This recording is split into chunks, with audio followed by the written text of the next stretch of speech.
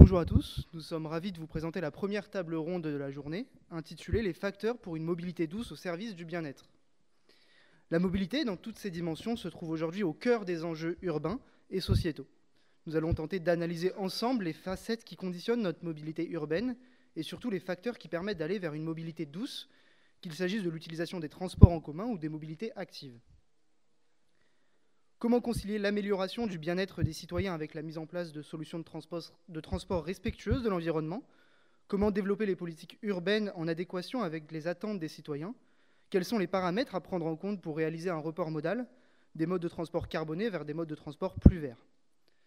Certains des éléments de réponse se trouvent dans les facteurs déterminants, comme la tarification des transports, la gestion des temps de trajet, l'intégration des externalités ou encore l'intermodalité. Ces facteurs influencent directement les décisions de mobilité des usagers. Nous allons tenter d'avoir une approche combinant les sciences économiques et la réalité du terrain afin de vous proposer des jalons théoriques, mais aussi des solutions concrètes.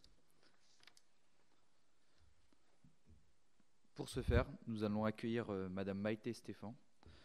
Vous êtes maître de conférences en économie à l'Université de Rennes et membre du Centre de recherche en économie et management.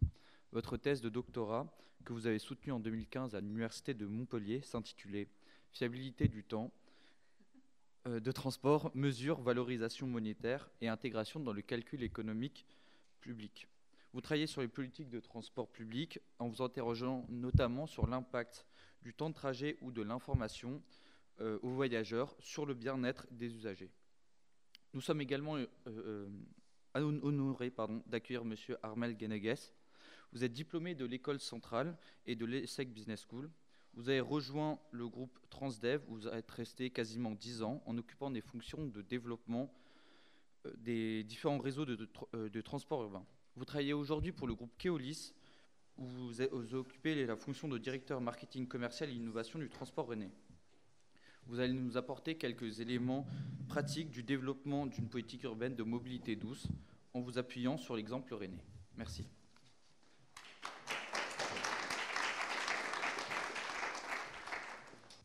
Alors, avant d'aborder les différentes thématiques relatives au transport, nous aimerions vous poser quelques questions de définition et d'ordre plus général par rapport à la construction d'une politique des transports dans la ville.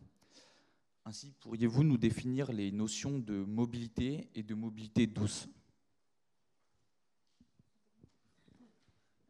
Bonjour à tous. Merci déjà de m'avoir invité. Ah, ça parle mieux. Oui, il ne fonctionne pas. Donc la mobilité, simplement, c'est le fait de se déplacer. Et on va la mesurer en économie, en tout cas, en nombre de déplacements. Donc ça va être le mouvement d'une personne, d'une origine à une destination. Est-ce que vous voulez compléter? Bonjour à toutes et à tous. Je dirais simplement que la mobilité elle peut avoir pas mal de définitions. On peut parler de mobilité professionnelle, de mobilité résidentielle, de la mobilité en tant que capacité à se déplacer. Mais effectivement, ce qui, je pense, nous intéresse aujourd'hui, c'est la définition que Maïté vient de donner.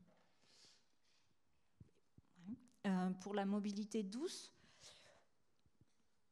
ça va être l'ensemble des déplacements non motorisés, comme la marche à pied, le vélo. Alors, il y a débat sur le vélo électrique. C'est une mobilité douce, mais par contre, ce n'est pas une mobilité forcément active, ce qui est encore autre chose. Et grosso modo, donc, la mobilité douce, ça va être tout ce qui est tous les modes de déplacement respectueux de l'environnement. Et j'ajouterais qu'on a eu... pour les personnes comme moi qui sont dans ce domaine d'activité depuis un moment, on a eu une évolution de termes justement, jusqu'à il y a une dizaine d'années, je dirais à peu près, on parlait de transport, d'offres de transport, d'autorités organisatrices de transport. Et depuis quelques années, c'est le terme de mobilité qui est consacré. Donc offre de mobilité, autorité organisatrice de mobilité. Et ça traduit en fait une évolution où justement on essaie de raisonner de manière globale, et on aura l'occasion sûrement d'y revenir dans la table ronde, sur les différents modes qu'on peut proposer et mettre à disposition des citoyens, des usagers, et qui soient alternatifs finalement à la voiture solo. Et il n'y a pas un seul mode, c'est pas que les transports en commun qui peuvent répondre à tous les besoins. Donc vraiment, le terme de mobilité est un terme, je dirais, d'actualité depuis maintenant une dizaine d'années. Est-ce que vous pourriez, peut-être une question plus pour Madame Stéphan, est-ce que vous pourriez nous apporter une définition du bien-être d'un point de vue économique? Alors oui, mais alors, j'avoue que cette question, elle m'a posé finalement beaucoup de difficultés. Parce que le bien-être, on a l'habitude en économie d'en parler, de le calculer. Et je me suis dit, mince, mais en fait, comment on définit vraiment? Et donc j'ai été ressortir mes manuels d'éco de première année. Voilà. Donc, je me suis sentie un peu ridicule en fait pour ça. Donc j'ai choisi une définition très générale, où c'est donc le bien-être, c'est une mesure de la satisfaction, tout simplement. Et dans l'approche classique, ce qu'on fait dès la première année en sciences économiques, on va mesurer ça à travers l'utilité et le surplus. Le surplus, c'est... Vous avez besoin, peut-être que je définisse aussi. Non, vous maîtrisez en fait. Vous maîtrisez mieux que moi la notion de bien-être. Bravo. Non, mais voilà, c'est un peu... c'était un peu aussi pour vous faire rire, mais... Voilà, sur le surplus, et donc on va voir théoriquement, on va mesurer le surplus des consommateurs, le surplus des producteurs, on va tout analyser, on va tout combiner, et on va avoir un surplus global. Voilà. Assez simplement, et donc on va avoir le gain à l'échange, par exemple. J'ai choisi de rester sur ça parce que c'est la version la plus simple, parce qu'il y a tout un champ de l'économie qui s'appelle l'économie du bien-être. Donc je pense qu'on pourrait passer plusieurs heures à discuter de tout ça. Ok, ça vous va comme définition du bien-être? Alors, donc on va structurer l'intervention en plusieurs grands thèmes, et le premier grand thème qu'on voulait aborder, c'est la partie construction d'une politique de transport urbain. Et la première question qu'on voulait vous poser, c'était quelles sont les attentes des citoyens par rapport à la mobilité et comment est-ce qu'on mesure ces attentes? Et je joindrai cette question à la question de savoir est-ce qu'on peut identifier différents espaces dans la ville avec différents besoins pour les citoyens. Alors, c'est une très bonne question, c'est le point de départ. Pour autant, la mobilité a beau être un enjeu considérable, c'est pas facile, ça reste pas facile, je dirais, de cerner vraiment les attentes. En termes de données, ce que je dirais, on dispose quand même de pas mal de données. Alors ça va être des données d'enquête qui vont être réalisées régulièrement. Par exemple, l'enquête ménage-déplacement, qui vient interroger un échantillon de personnes sur leur mobilité, les motifs, les modes de transport, etc. Voilà, maintenant ça reste quand même des enquêtes qui sont coûteuses, donc qui sont faites qu'une fois tous les 10 ans, on va dire, grosso modo, dans un territoire, et sur un échantillon qui reste relativement faible. Donc ça peut pas, enfin, oui, ça serait regrettable que ce soit l'unique source. Donc on a d'autres enquêtes qui sont réalisées. On a aussi plus récemment des données qui sont disponibles grâce aux évolutions technologiques. Donc par exemple, comme beaucoup de personnes sont maintenant équipées de smartphones, on peut récupérer des données sur les traces GPS en fait, des smartphones qui permettent d'avoir quelque chose de beaucoup plus mesuré de manière beaucoup plus continue chaque jour de l'année, en fonction des périodes, etc. Donc ça nous aide en fait à avoir quelque chose de plus riche. Et puis on peut aussi citer par exemple les automobiles qui sont équipés de technologies et qui remontent aussi des données qui vont permettre d'avoir différentes choses. C'est une première catégorie. Ensuite, on a des enquêtes plutôt de satisfaction qui vont être réalisées sur les freins, les motivations à utiliser les différents types de transports, qui nous permettent de voir comment les citoyens se positionnent par rapport à l'offre qui leur est proposée. Et puis, on a aussi de plus en plus des données, je dirais, de type concertation, qui vont permettre justement de faire remonter les attentes. Donc, on a des exemples en ce moment sur les lignes de tram-bus que Rennes Métropole envisage et va réaliser dans les années à venir, avec des concertations qui sont réalisées dans les communes, dans les quartiers, pour justement aller capter, on va dire, les attentes citoyennes. Voilà. Je vais peut-être laisser Maïté compléter. Je dirais simplement les attentes, si on prend vraiment de la hauteur et qu'on essaie de synthétiser, moi je dirais que c'est finalement que la mobilité permette de réaliser le planning d'activité. La mobilité est rarement une fin en soi, en fait. Hein.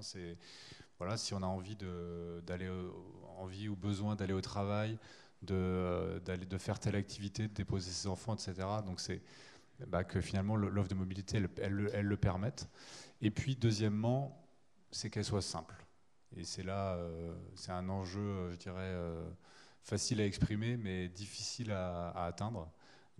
Et c'est là où justement on a du mal, entre guillemets, à lutter contre l'automobile, parce que la voiture, c'est un mode qui est relativement simple. Même si ça fait appel à extrêmement...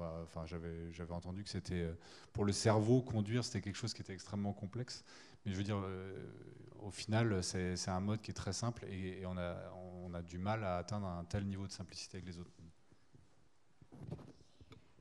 Pour compléter, c'est vrai que les attentes des citoyens, moi, en tant qu'économiste, je n'ai pas vraiment d'informations, mais par contre, pour compléter ce qu'a dit Armelle, c'est vrai que voilà, toutes les enquêtes, et c'est un peu des fois la difficulté en transport, dans les questions de mobilité, c'est qu'on observe, mais on observe le passé, on ne sait pas ce qu'il va avoir, et on sait très bien qu'il existe une demande latente qui est quand on va construire un nouveau réseau ou offrir une nouvelle opportunité de déplacement, on va avoir des gens qui vont arriver sur ce réseau ou qui vont utiliser ce mode qui n'était pas là avant.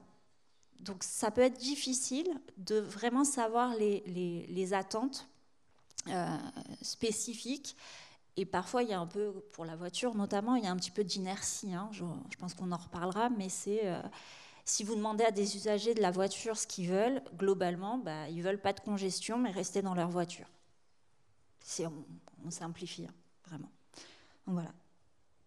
J'aime pas plus.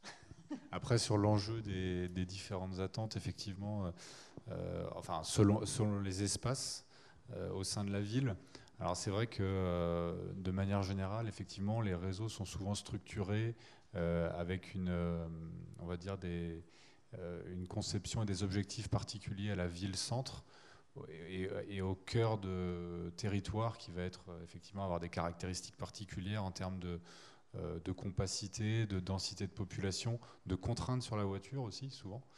On va avoir des contraintes sur le stationnement où Jérôme Bastin parlait des ZFE, donc sur la ville-centre. Souvent, dans les territoires métropolitains, on va avoir aussi une notion de banlieue qui va être un peu la continuité de ce cœur de métropole, puis de périurbain.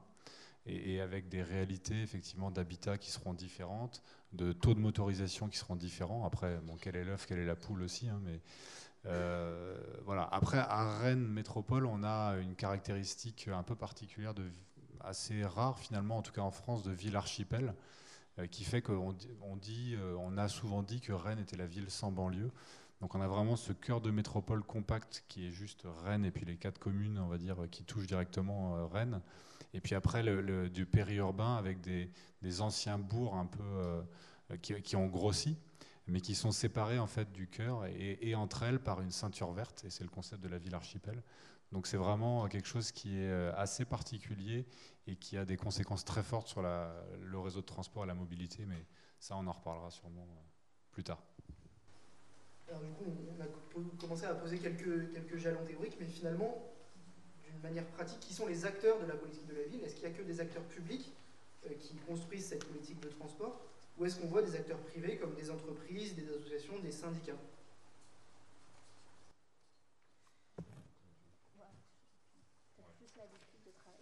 Alors, effectivement, de manière assez rapide, il y a quand même pas mal d'acteurs autour de la mobilité. On a les acteurs institutionnels, hein, qui sont les autorités organisatrices. Donc, ça va être la métropole, par exemple, si on parle de Rennes Métropole, ou une communauté d'agglomération. Ça peut être la région, si on parle des transports interurbains et régionaux. Donc, les acteurs institutionnels, les opérateurs, comme ici, nous, sur Rennes Métropole, Keolis, ou la SNCF, par exemple, sur les TER, ou d'autres opérateurs.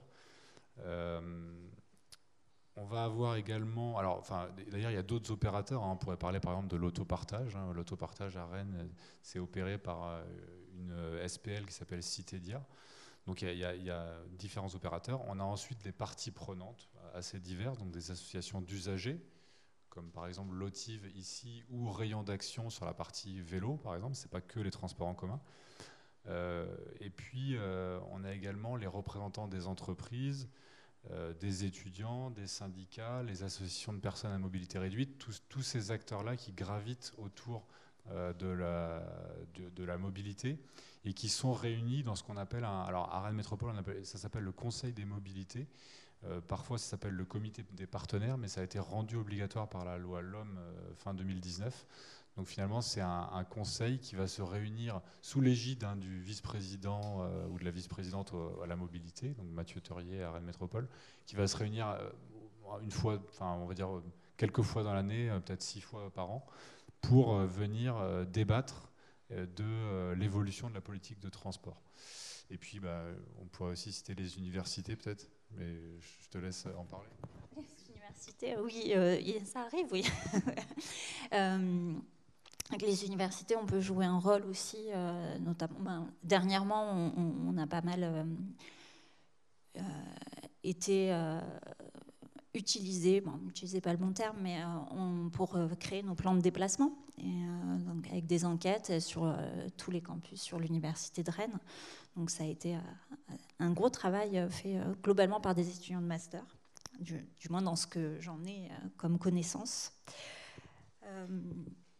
Après, d'une manière générale, on pourrait rajouter, alors c'est plus sur la politique de la ville, là maintenant que ça joue, mais dans les acteurs, il y a aussi en fait les constructeurs automobiles, si on prend plus global, qui vont aussi qui peuvent jouer un rôle sur des questions de transport et de mobilité. Mais je prends Carmel à citer à peu près tous les acteurs. Et aussi, je veux dire peut-être un peu militantiste ou pas, je ne sais pas. En tout cas, parler des associations aussi, il faut voir qu'elles agissent vraiment, les associations ou les usagers.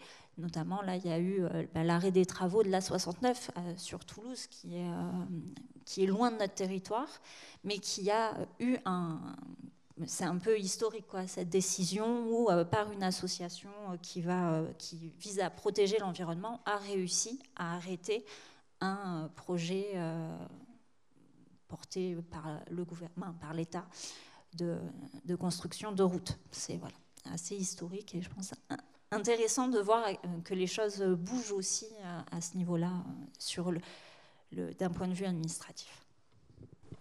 Alors pour rester sur les questions pratiques, on imagine qu'il y a d'autres politiques qui s'articulent autour de la politique de transport, comme la politique d'urbanisme ou la politique d'environnement. Mais on voulait savoir quelles sont réellement ces politiques qui sont associées à la politique de transport et comment se met en place l'interaction entre ces différentes politiques. Moi, j'avoue que j'espère que il y a des interactions, mais j'ai pas de connaissances particulières sur ça. Bien évidemment qu'une politique de transport va agir sur la politique d'urbanisme, sur la localisation. Après, j'ai pas en tout cas, dans ce que moi je fais, c'est très décorrélé. Après, je sais qu'il y a des modèles urbains très développés, notamment les LUTI, pour Land Use Time Interaction, me semble-t-il, où là, on va modéliser toute la ville, etc. Donc, il y a la liaison politique d'urbanisme et politique de transport. Après, c'est des modèles tellement difficiles à mettre en œuvre qu'en gros, ils sont très bien développés sur la région parisienne. Après, je ne suis pas sûre. Il y a peut-être des versions plus légères sur Rennes, par exemple, ou sur d'autres villes et métropoles. Mais c'est très, très coûteux et je n'ai pas beaucoup d'informations à donner dessus parce que je ne les utilise pas. Après, d'un point de vue plus pratique, je dirais effectivement alors la politique d'urbanisme, ce que vous disiez, vous imaginez qu'elle est liée, effectivement, elle est articulée avec la politique de transport et de mobilité. En tout cas, elle doit l'être. Pour que ce soit vertueux, il faut qu'elle le soit. Parce que si effectivement on déploie des modes de transport très performants dans des zones où il n'y a pas grand monde, ça serait un peu en dépit du bon sens.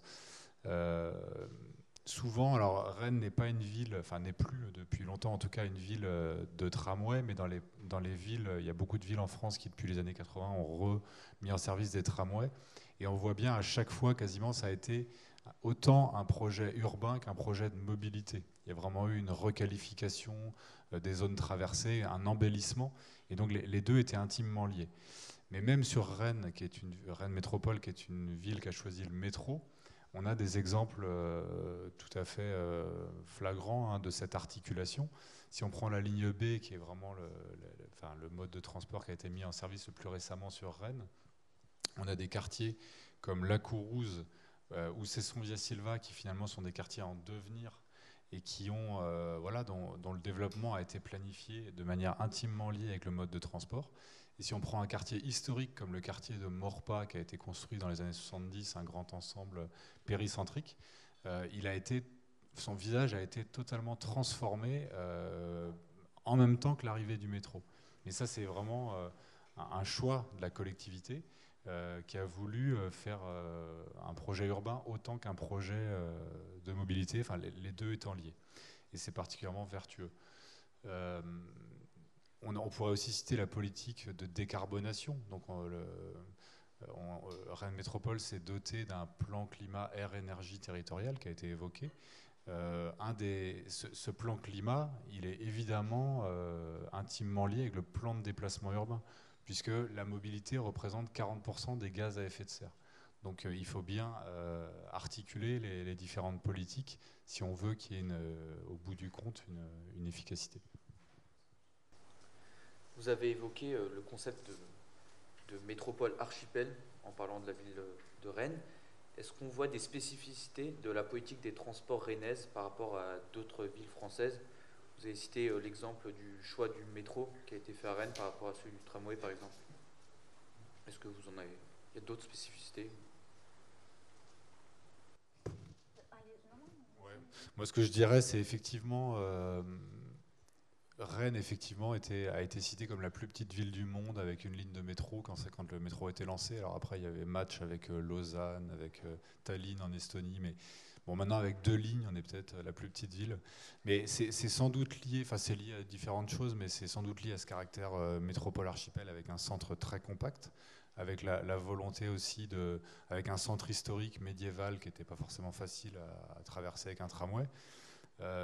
Au final, moi je dirais que, on a aussi effectivement, si on regarde les ratios et qu'on compare les réseaux de transport, Rennes est premier en termes de kilomètres de transport, et notamment de transport bus par habitant.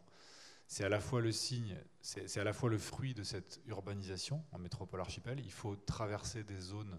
Si par exemple je sors de Rennes et que je veux aller à Passé, je vais traverser 7, 8, 10 kilomètres presque, où il y a d'espace naturel, donc il faut parcourir beaucoup de kilomètres pour aller chercher les gens.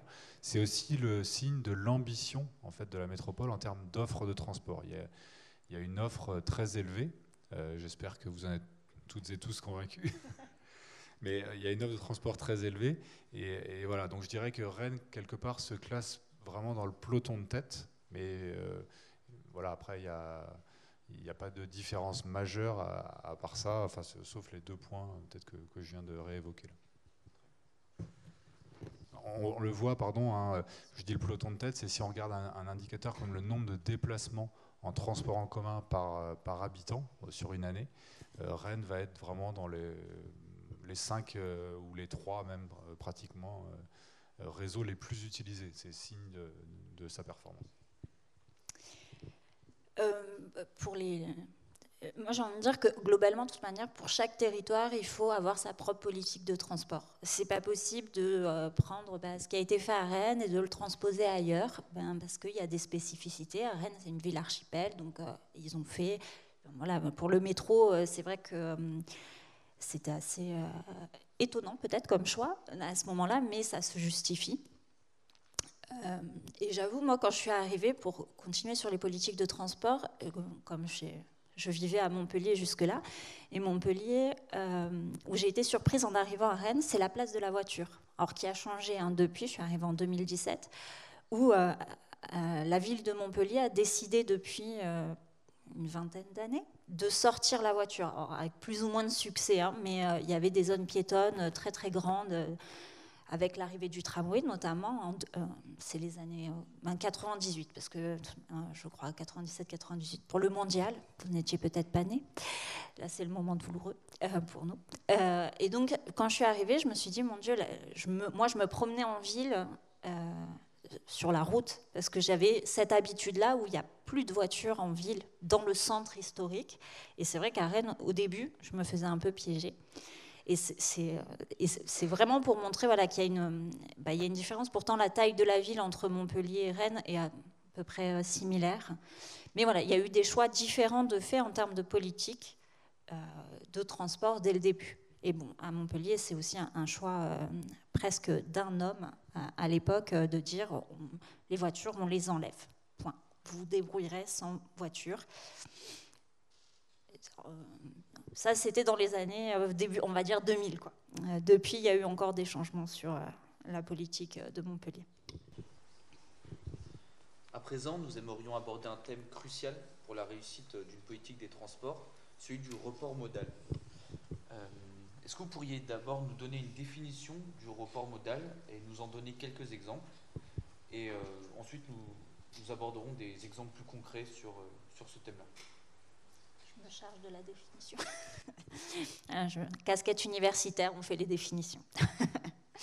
Donc le report modal ou ça va être un transfert du trafic. Alors ici, on va plutôt parler passagers, mais ça marche aussi pour le fret, pour la marchandise, d'un mode de transport, généralement la route, vers un autre mode plus respectueux de l'environnement.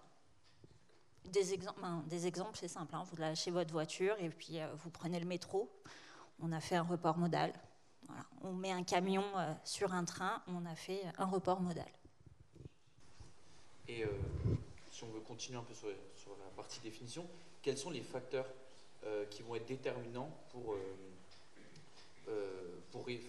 enclencher un report modal en fait, pourquoi un individu va-t-il plutôt choisir sa voiture ou les transports en commun?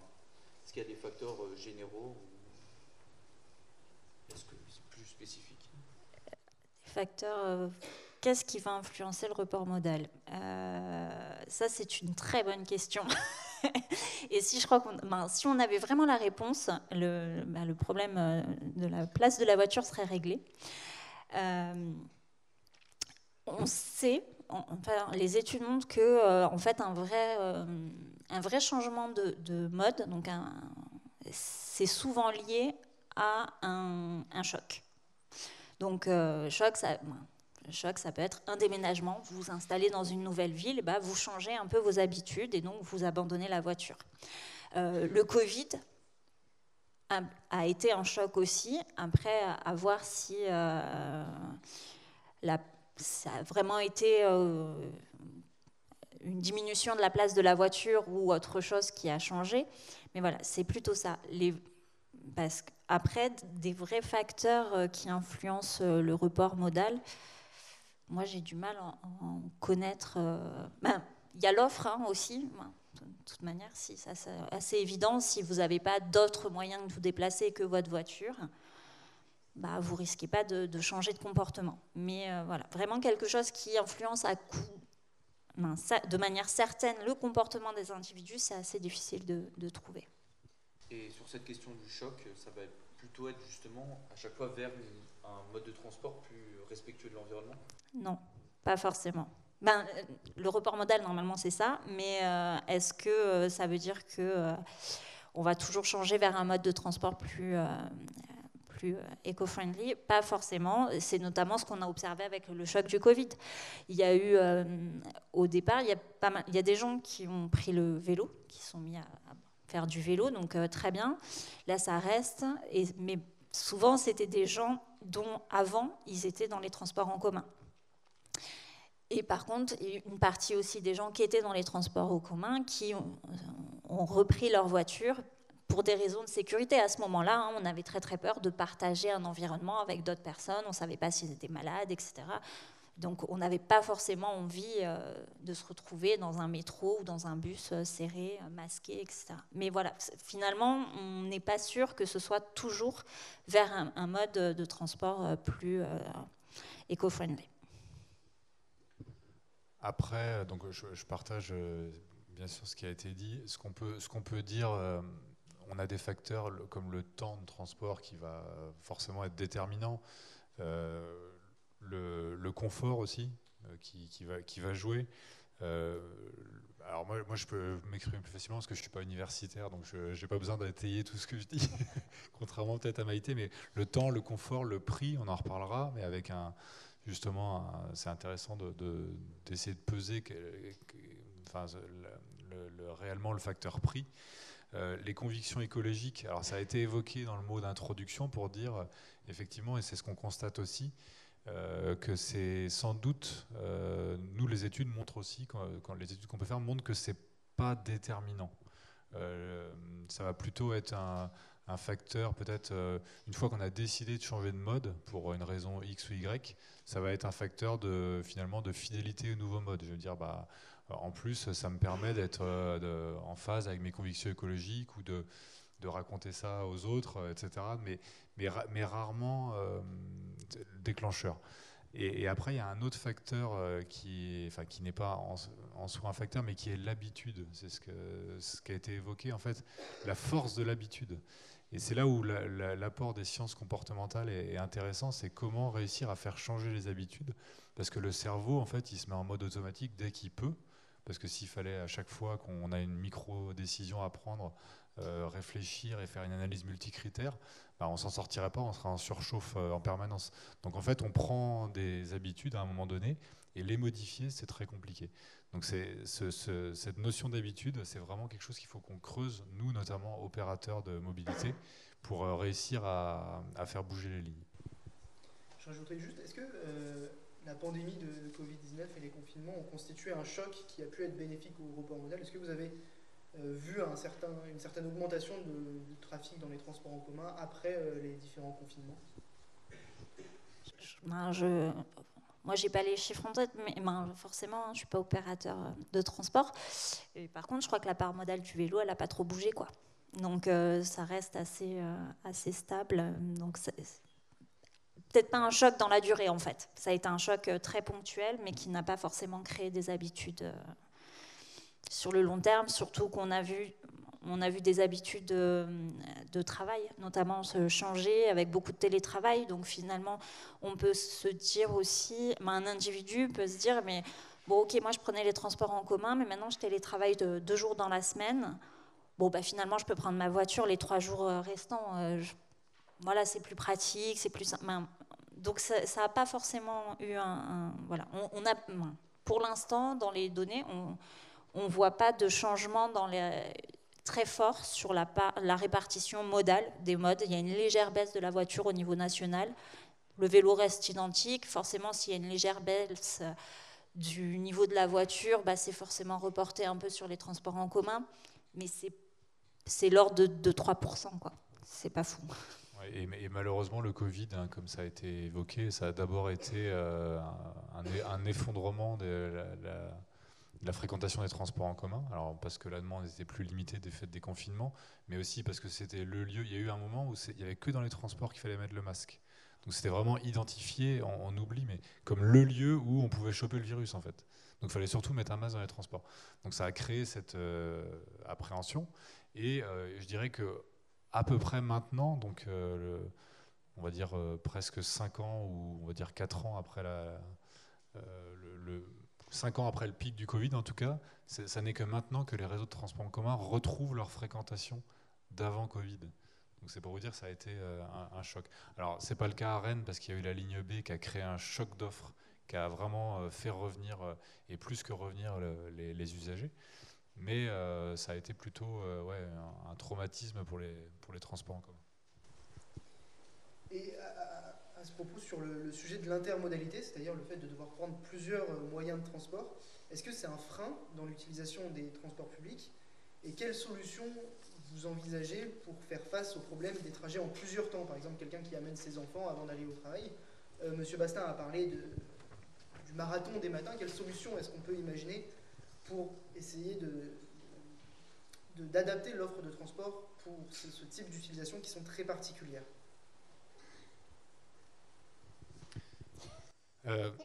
C'est une vaste question. C'est vrai qu'on on a des éléments objectifs factuels, qui montrent que la correspondance, elle n'est pas bien vécue et elle crée de la déperdition. Par exemple, sur le réseau de Rennes, si vous connaissez le quartier Bourgard, donc qui est au nord de Rennes, ils ont une ligne, la ligne C4, qui va au centre-ville et qui part du quartier et qui passe par Villejean. Donc il y a la possibilité soit de faire une correspondance avec le métro à Villejean, soit de rester dans le bus pour aller au centre-ville. En fait, si l'usager choisit de faire une correspondance à Villejean et de prendre le métro, il va rattraper le bus d'avant, parce que le métro est tellement rapide entre Villejean et République, il va rattraper le bus d'avant. Donc il va gagner 7-8 minutes. Pourtant, 2/3 des personnes choisissent de rester dans le bus. Parce qu'ils sont, ils sont installés, justement, ils n'ont pas besoin de faire une correspondance. Donc il y a des exemples comme ça, on en a plein.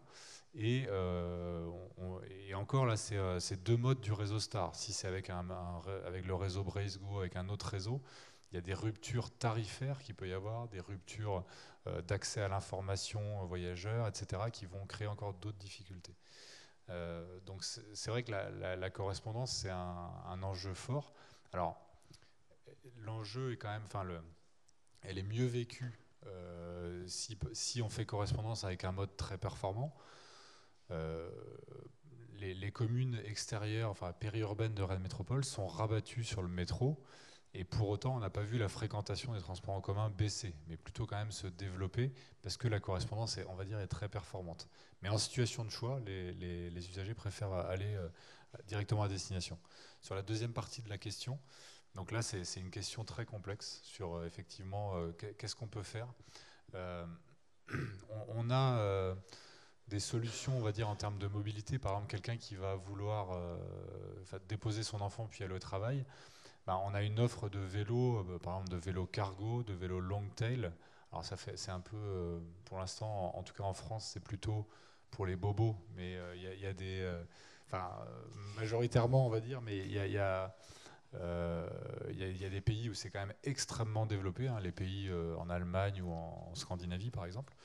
Donc ça c'est quand même quelque chose qu'on essaie de développer. Après c'est aussi une façon de vivre parce que de plus en plus, alors moi je ne suis pas forcément compétent vraiment pour parler de ça, mais de plus en plus les enfants sont amenés en voiture par rapport à il y a quelques dizaines d'années, jusqu'à un âge assez avancé, parce qu'on ne veut pas laisser les enfants seuls dans l'espace public. C'est une évolution, il me semble, qu'on observe. Et c'est peut-être quelque chose sur lequel il faut aussi réfléchir et essayer de travailler pour peut-être l'enfant qui puisse aller de manière plus autonome et moins se contraindre avec cette obligation de le déposer, on va dire, à l'école. Et après, il y a la contrainte qu'on va mettre sur la voiture. Hein, si par exemple les rues des écoles qui sont fermées aux voitures aux heures d'entrée-sortie d'école, ça va peut-être rendre un peu plus difficile le fait de déposer son enfant. Et ça va peut-être amener davantage à chercher une alternative. Oui, sur la question des enfants ou des déplacements chaînés, c'est toujours un peu compliqué parce que c'est très individuel. Et c'est vrai que c'est ça que j'ai pas évoqué, notamment dans le choix du mode, c'est qu'en économie, en fait, on va dire que globalement, c'est un arbitrage entre le temps et le coût. Et donc, si on prend déposer les enfants, ça va rentrer dans notre temps de déplacement et donc on va choisir le mode le plus simple, ce qui nous apparaît le plus simple sur cet arbitrage-là. Et idem pour tout l'intermodalité, c'est générateur de stress et de coûts supplémentaires en termes de temps. Et donc tout ça, l'individu va si je prends vraiment l'optique d'économiste de base, on considère que tout ça va rentrer dans sa fonction d'utilité. Et en transport, c'est ça qui est un peu, c'est que tout est des utilités en fait. Vous déplacez, c'est une des utilités. Vous ne ressentez aucune satisfaction au fait de prendre les transports, à moins que vous ayez 4 ans. Mon fils adore prendre le métro, il trouve ça merveilleux. Moi, je trouve, oui, il est bien le métro à Rennes, hein, mais ça m'est un peu égal, quoi. Je veux dire, faire des tours de métro, alors que lui, je pourrais le laisser l'après-midi dans le métro, mais pas seul. Donc voilà, donc tout va être des utilités. Et donc, tout va rentrer, on va un peu combiner. Donc, si on dit, j'ai 10 minutes de voiture, puis après, j'ai le temps de marche, etc. Donc, tout ça rentre en ligne de compte. Et c'est comme ça qu'on qu'on trouve que l'intermodalité n'est pas forcément facile à mettre en place parce que ça crée beaucoup d'insatisfaction. Et sur les facteurs plus psychologiques, on sait que ça crée du stress. Enfin, vous avez tous dû vivre ça une fois, dire est-ce que je vais louper ma correspondance ou pas, et voilà, on n'est pas très à l'aise et on sait que ça joue sur le choix global, et ce qui explique aussi que les gens préfèrent rester finalement avec un certain confort s'ils ne descendent pas du bus, etc. C'est que bon, on ne sait jamais, ça réduit le risque. On peut se dire si je descends du bus, peut-être le métro il va avoir un problème et qu'est-ce qui va se passer, et voilà. Donc ça, globalement, les individus, normalement, essaient de réduire ce risque-là. Sur le point du report modal, on trouvait que ce thème était assez ambigu, parce que si on crée un nouveau moyen de transport et qu'au final, on se rend compte que les gens qui utilisent ce nouveau moyen de transport, avant, pour faire le même trajet, ils prenaient un vélo ou ils marchaient. On se rend compte que finalement, la création d'un moyen de transport, ça va être négatif pour les enjeux de santé publique, mais aussi pour les enjeux de transport, parce que quelqu'un qui se déplaçait de manière non carbonée en marchant avant va utiliser un moyen de transport plus carboné. Et on voulait savoir, est-ce qu'on observe vraiment des reports modaux qui sont de la marche ou du vélo vers les transports en commun, et comment est-ce qu'on fait pour éviter ce problème et cette ambiguïté? Alors, c'est ce que j'évoquais, c'est difficile en fait de savoir avec exactitude ce qui se passe. Il y a les enquêtes, mais on observe ce qui s'est passé. C'est dur de prévoir ce qui va arriver, notamment, comme je l'évoquais tout à l'heure, avec la question de la demande latente en transport. Et donc, d'un point de vue national, ce que je vous disais, c'est que pour l'instant, on ne voit pas d'évolution de la part du vélo. Donc voilà, on sait qu'il y a eu un peu de report de la voiture vers les transports en commun. Mais on sait aussi qu'il y a une grande inertie de la voiture quand on est conducteur. Souvent, on reste conducteur. On a du mal à changer de comportement. Et effectivement, c'est d'un point de vue de santé publique, etc., c'est très... en fait, ça peut avoir des effets un peu négatifs, justement, comme on ne sait pas toujours, ou on ne sait qu'après d'où viennent les individus.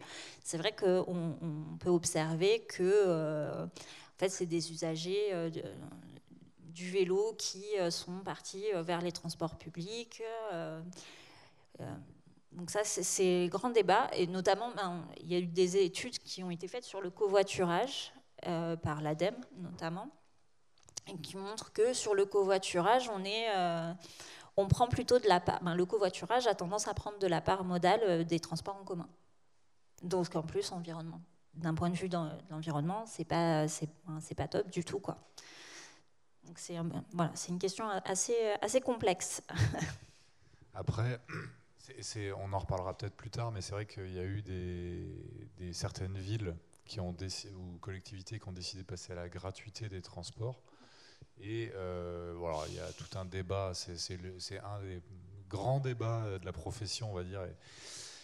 Mais en fait, les détracteurs pointent le fait que justement, ça a plutôt provoqué du report de la marche à pied ou du vélo vers les transports en commun.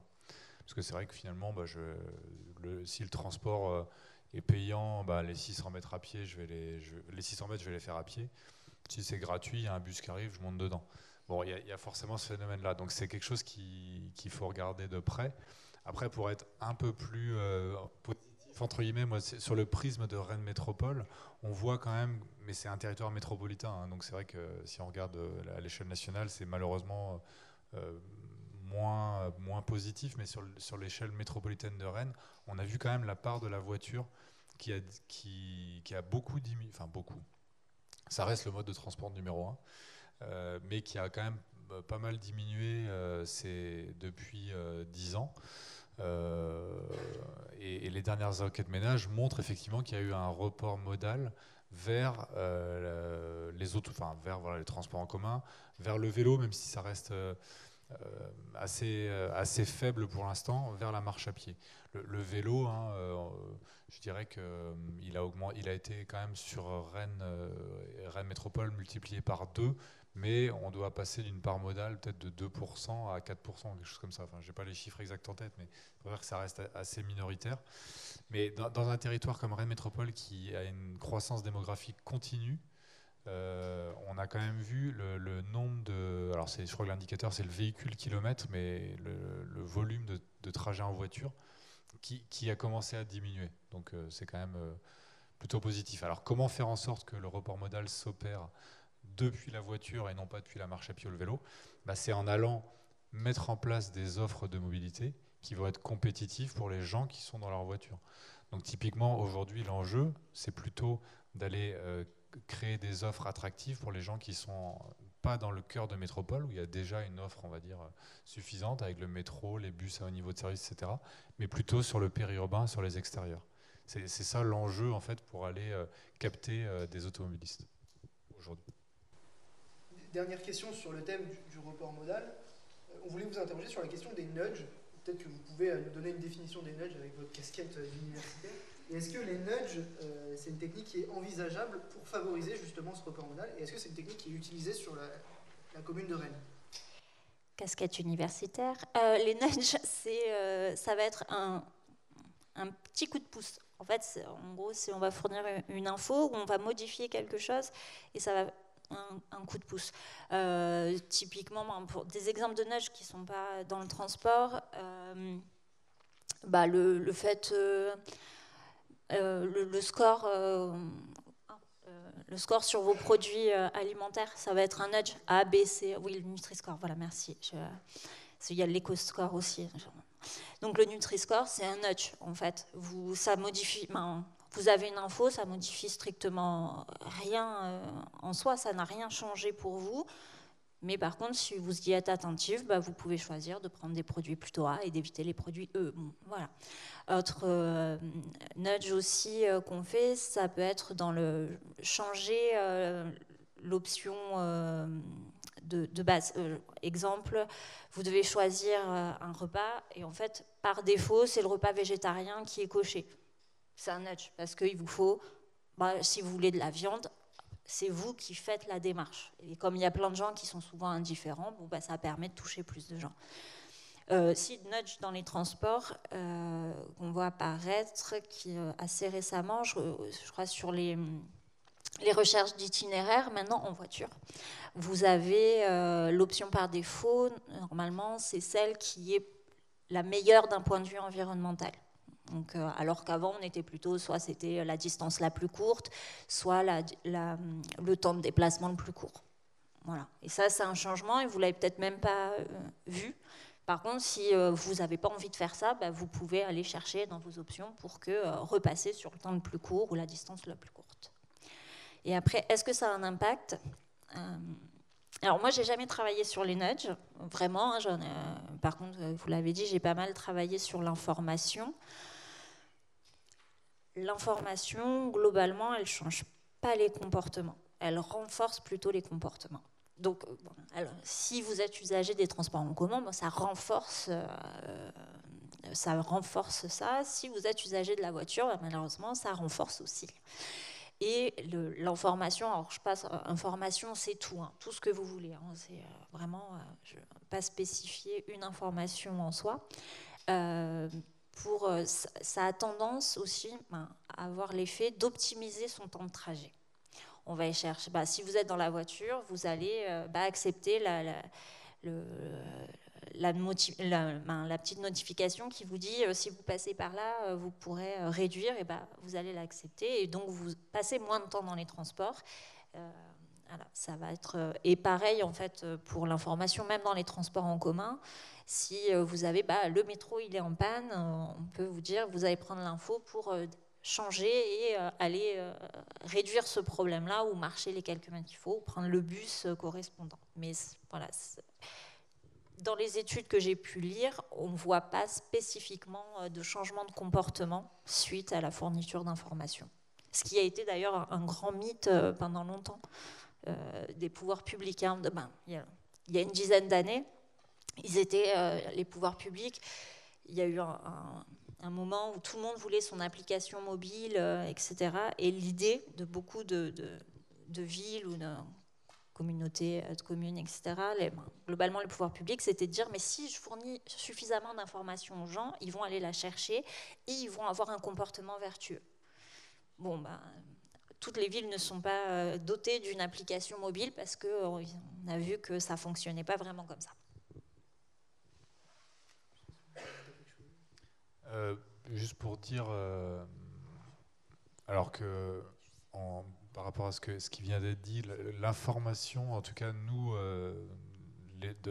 dans nos enquêtes auprès des usagers, l'information voyageur, c'est quand même l'attente numéro 1 avec l'offre. Alors je ne dis pas que ça change les comportements, je ne suis pas en contradiction, mais c'est pour dire que c'est vraiment une attente extrêmement forte d'avoir une information.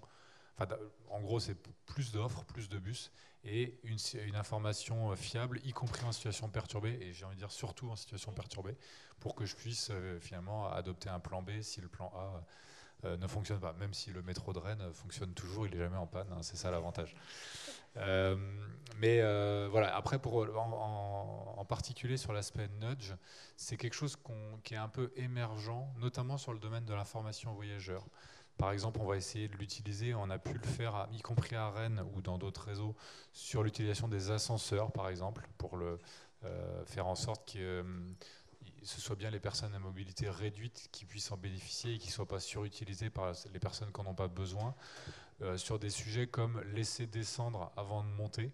Donc on peut avoir des dispositifs où on va rechercher un peu les techniques de nudge pour justement faire en sorte que les gens adoptent le bon comportement, entre guillemets, celui qu'on veut qu'ils aient en tout cas.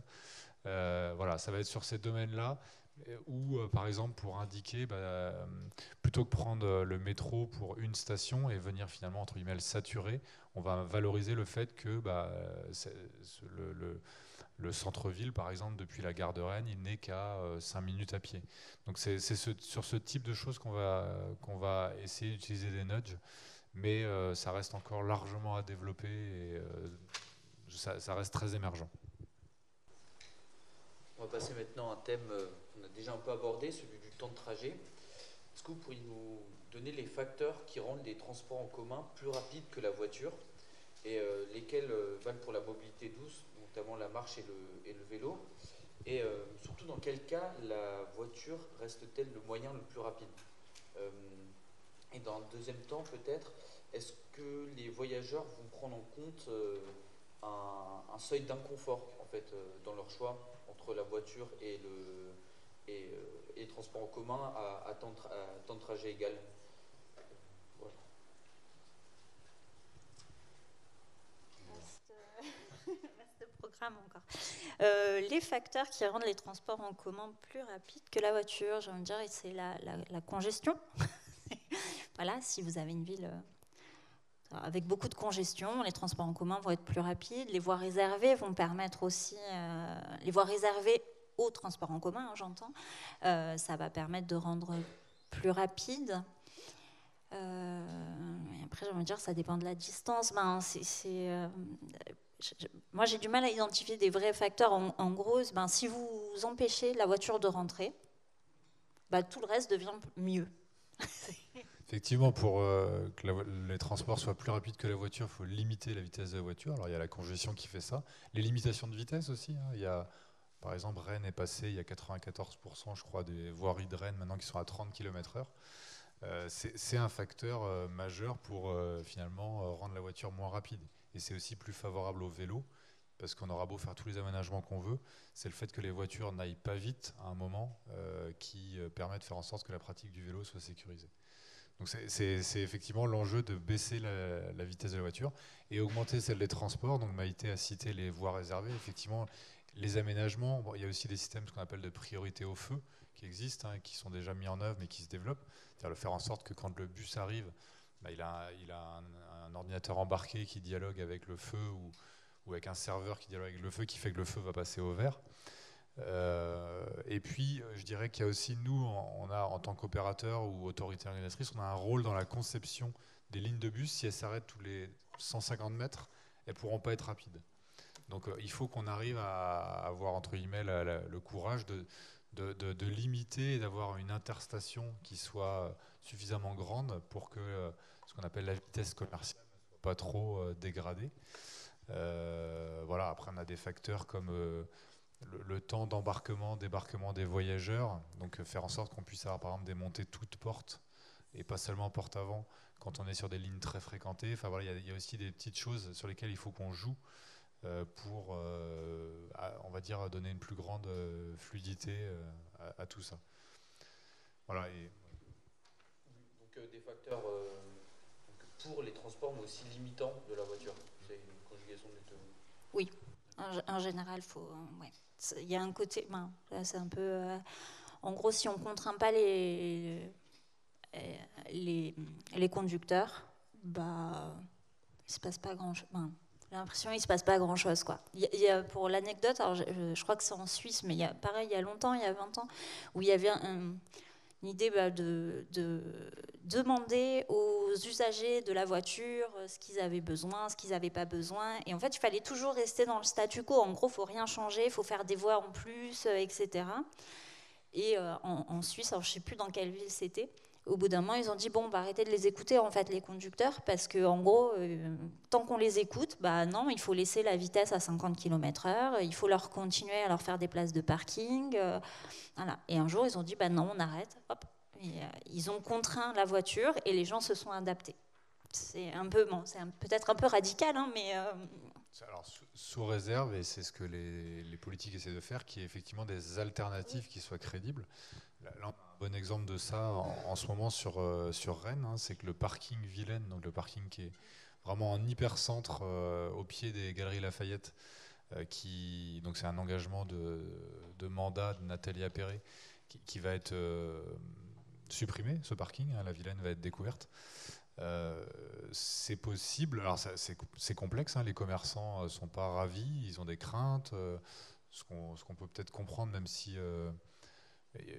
bon, c'est une digression, mais même si justement il y a des études qui ont montré que les chiffres d'affaires des commerçants de ces zones-là étaient plutôt en hausse quand les parkings étaient supprimés, puisque ça devenait des zones plus agréables pour les piétons, pour les vélos, et même pour s'y promener. Et donc sous réserve qu'elles restent accessibles, mais c'est le cas à Rennes, puisqu'on a les lignes de métro avec des parkings relais en entrée de ville, finalement ça va plutôt être favorable. Et donc voilà, le parking Vilaine va être supprimé, mais je dirais c'est possible, c'est rendu possible par le fait qu'il y ait 2 lignes de métro, et donc d'autres façons de pouvoir y venir. Et vous vouliez parler du confort, c'est ça ? Sur la prise en compte de l'inconfort. Alors voilà, je parle de confort parce que globalement, on va plutôt parler de confort. On essaie de valoriser le confort et pour une fois, on essaie d'être positif. Valoriser le confort. Dernièrement, il y a eu des travaux, un peu d'historique peut-être, pour prendre en compte... les économistes ont fait beaucoup d'études sur la question de la valorisation du temps, la valorisation de la fiabilité, du retard, et notamment sur le confort.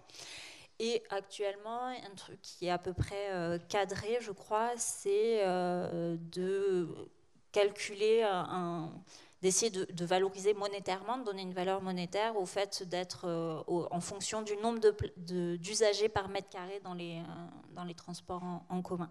Alors, je n'ai pas la formule en tête, mais ça commence à être pris en compte, notamment quand on veut créer une nouvelle infrastructure ou une nouvelle politique de transport collectif. Donc il y a ça qui est pris en compte par les économistes. Et après, indirectement par les individus. Hein. Moi, je suis capable de vous donner une valeur du temps, mais les individus, ils ne calculent pas leur coût de transport en mettant la valeur du temps, etc. C'est plus intuitif, on va dire. Mais les économistes, on commence à le faire. Et ça fait longtemps qu'on se pose la question et on commence à avoir des choses, d'un point de vue national, qui sont à peu près calibrées, parce que après, il faut aussi que les praticiens réussissent à l'utiliser. Pour l'anecdote, la fiabilité, donc moi j'ai travaillé sur ça il y a 10 ans. Je travaille toujours sur ça. Et en fait, on ne voit toujours pas les choses vraiment être introduites dans les analyses coût-bénéfice, parce qu'en fait, c'est incompréhensible. Ce qui est fait, on calcule des écarts types, et puis si vous réduisez l'écart type, vous valorisez. Et en fait, les gens qui, en pratique, font les analyses, disent on ne comprend pas. on n'arrive pas à l'appliquer, donc on ne va pas l'introduire comme ça. Et donc, voilà, mais du moins, les questions de confort ou d'inconfort, oui, ça, c'est pris en compte. Et nous, en tant qu'opérateurs, on prend en compte évidemment cette notion de confort. Par exemple, pour le métro, on va avoir une fréquence qui va être liée à l'affluence en fait, dans chaque tranche horaire.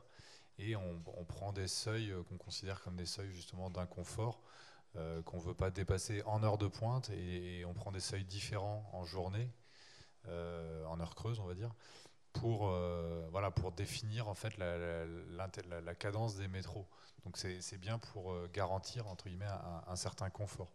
De la même façon, on va avoir des seuils au-delà desquels on ne va pas vouloir aller en termes de temps maximum d'attente entre deux bus, considérant que, alors je ne sais pas si c'est la bonne acception du mot confort, mais considérant que c'est inconfortable d'avoir un temps d'attente qui est trop long. Donc c'est vraiment quelque chose qu'on essaie de prendre en compte au maximum. Et après, notre enjeu, c'est de convaincre les gens finalement que le vrai confort, c'est de se laisser faire, c'est de se laisser conduire par quelqu'un d'autre en fait, plutôt que d'être tout seul dans sa voiture, maîtriser tout, enfin entre guillemets. Mais finalement, le confort d'avoir juste à utiliser, à emprunter un mode de transport et pouvoir faire ce qu'on a envie de faire, par exemple lire ou autre chose. Alors on va passer à un thème assez important qui est le thème environnement. Et vous parliez du calcul coût-bénéfice lorsque les voyageurs, les usagers utilisent les transports en commun. Est-ce que dans ce calcul coût-bénéfice, il y a une mesure de l'impact environnemental du choix qui va être fait? Et si oui, à quel point? Et sinon, comment est-ce qu'on peut essayer d'amener l'usager vers des solutions qui intègrent l'impact environnemental de l'utilisation de la voiture ou des transports en commun?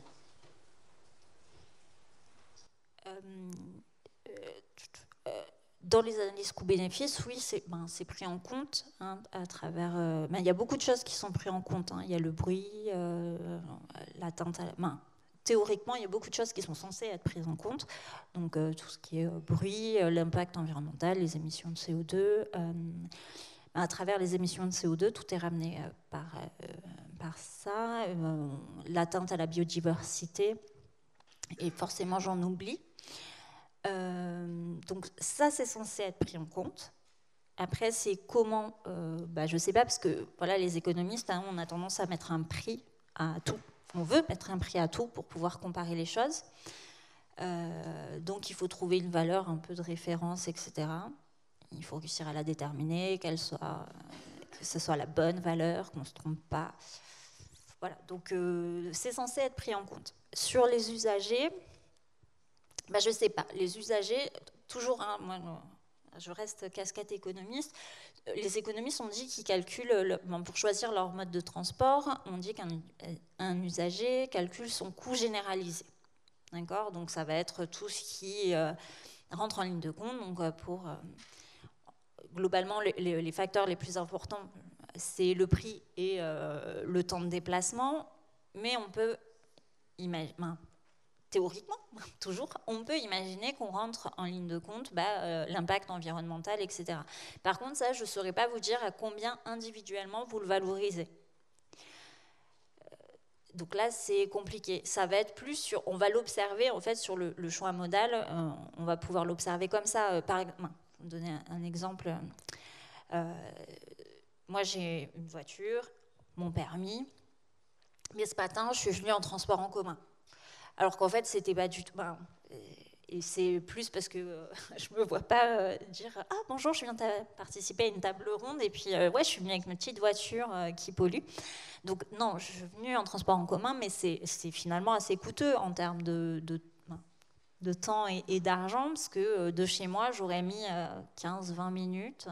Il m'a fallu 45 minutes en transport en commun. Bon... Après, voilà, je reste... Non, c'est acceptable, mais totalement acceptable. Mais on est d'accord que pour moi, c'est un peu une valorisation de l'environnement, d'essayer d'être rationnel avec des choix que moi, je fais. Mais ça, comment le valoriser, je ne sais pas. Et exactement. Il y a aussi, je ne sais pas si on a... Ok, c'est sur le coût, parce qu'il y a le coût de la voiture et le coût des transports, pour moi, je préfère raisonner en coût ressenti. Parce que là, je vous l'ai dit, j'ai dit, ça me coûterait moins cher. En fait, ça me coûterait moins cher si je pense qu'à l'essence, quoi. Je ne sais pas combien ça peut coûter en litre d'essence. Être un litre, moi, je ne sais pas, on va dire 2 €, là, ça va me coûter 3,70 € l'aller-retour. Donc finalement, même la voiture, en fait, elle m'aurait vraiment coûté moins cher en coût ressenti. Parce que ça veut juste dire que dedans, je n'ai pas intégré le fait que la voiture, j'ai dû l'acheter, je paye une assurance dessus. Tout ça, en fait, c'est... un jour, il faudra peut-être que je la remplace ou pas. D'ailleurs, ça c'est un autre débat. Mais vous voyez, tous ces coûts-là, on ne les prend pas en compte lorsqu'on choisit notre mode de transport à partir du moment où on a une voiture. Les économistes ont dit que oui, sur le coût généralisé, on va mettre tout ça, et ce qui fait que on trouve un peu tous les gens irrationnels, parce qu'ils font que des choix où le coût de la voiture est finalement plus élevé que tous les autres modes, mais c'est parce qu'en réalité, d'un point de vue individuel, quand vous raisonnez, et comme moi aussi je raisonne au jour le jour, je ne prends pas en compte tous ces coûts-là. Donc, voilà. Non, je me suis peut-être un peu éloignée de la question de base. On peut tout à fait vous défrayer. Mais non. Non, rassurez-vous, je vais survivre. Non, mais c'est pas du tout... Non, c'était pas une manière de dire... Je vais survivre à 3,40 €, ça me fait énormément plaisir de les avoir dépensés pour ça. Et puis si je suis totalement honnête avec vous, en fait, j'ai pas pris ma voiture parce que j'ai une phobie de conduire, j'ai beau avoir mon permis. Donc en fait, je rajoute un truc comportemental dedans qui, en gros, ma meilleure décision, c'est toujours autre chose que conduire.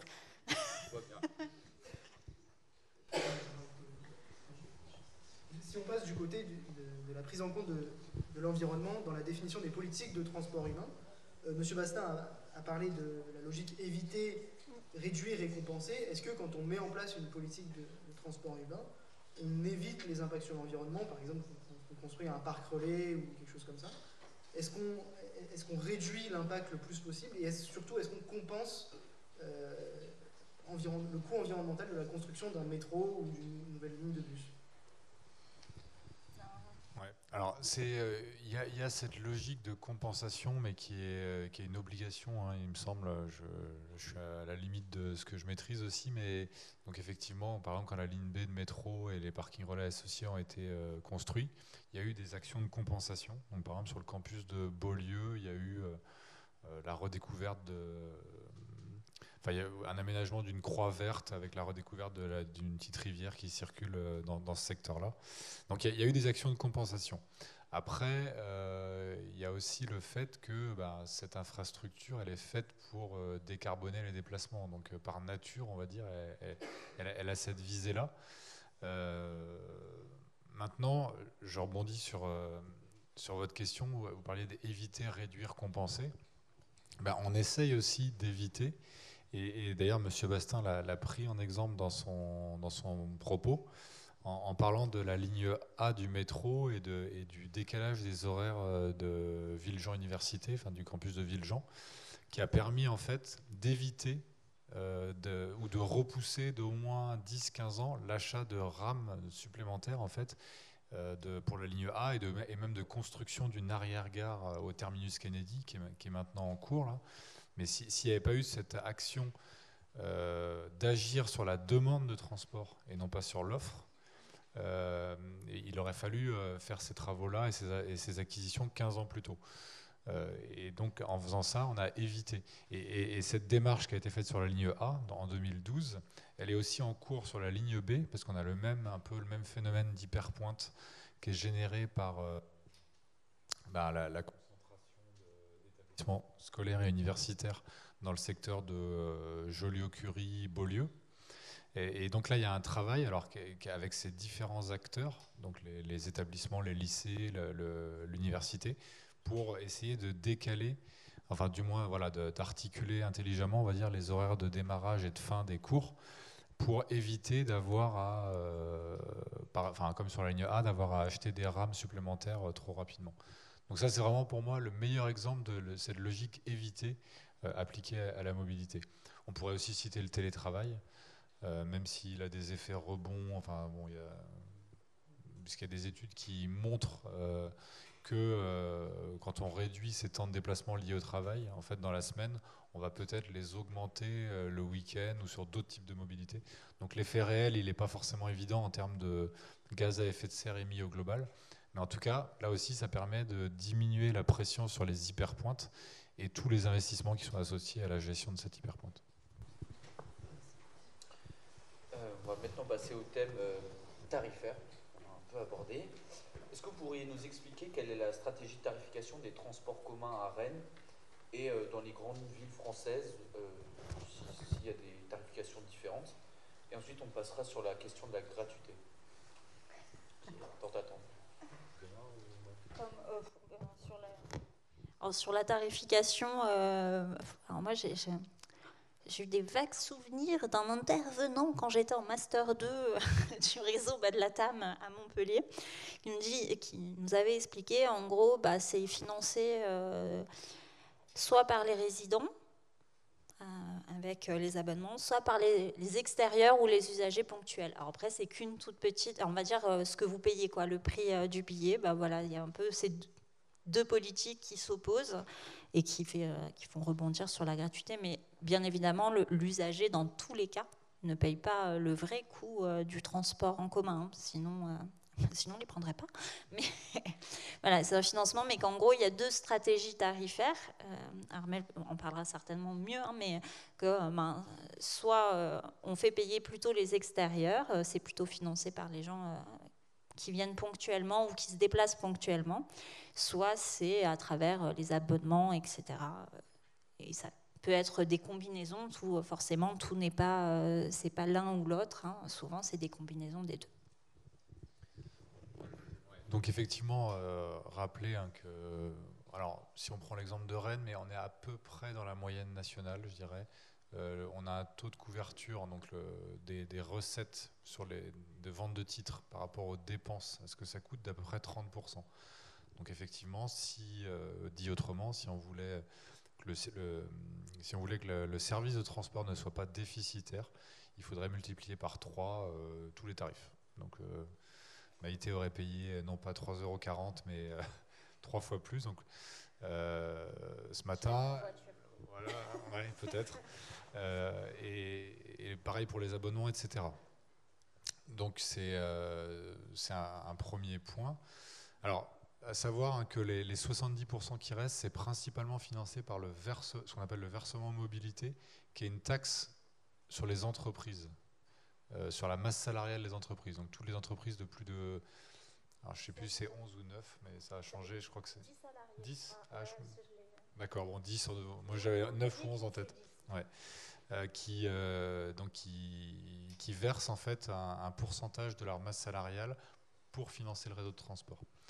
Donc voilà. Après, effectivement, en termes de stratégie tarifaire, alors effectivement, dans les grands éléments, ce qu'on voit quand même dans je dirais la majorité des métropoles, des villes françaises, c'est on essaie de favoriser les abonnements, voilà les tarifs forfaitaires qui vont permettre de prendre de manière illimitée le réseau sur le mois, voire sur l'année, pour justement essayer de fidéliser au transport en commun. Par rapport aux tickets unitaires. Alors après, les tickets, ils sont utilisés par les extérieurs, mais aussi par les résidents. Peut-être que... Voilà.